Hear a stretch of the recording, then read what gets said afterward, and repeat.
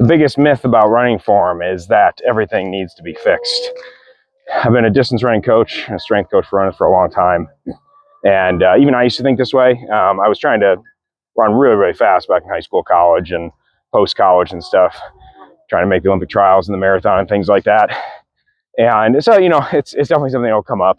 I understand why form is a big deal. Generally speaking, of course, efficiency is, if we go efficiency across the board, I mean, that's how you're going to become better aerobically and all the things. But oftentimes running form gets thrown into this giant soup where people are trying to either look and or like feel like the pros. And no offense, you're running a 20-minute 5K. It's like, it's one thing if you're 14 years old or something, or 15, 16, 17 years old, like guy or girl. It's like, you're at the younger stage, you're growing still. There's all these things. Just talking about general running for adults at the moment, it's like people are trying to find this perfect form. When I look at a new client or something like that, whether we're on the treadmill or I should say and or outside, which I typically like to go on the road outside my gym or go to a track, I am looking for the first thing that can be fixed or at least just addressed.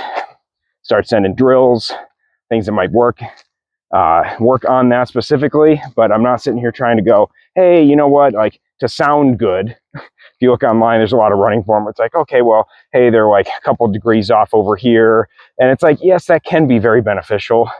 It can help a coach nail it down, but a runner needs to feel good and understand, be confident about where they're at. And it might just be like, hey, we need a little bit more big toe push off. Most people then go, well, how do I do that? And then we can get into the drills, the ABCs, plyometrics.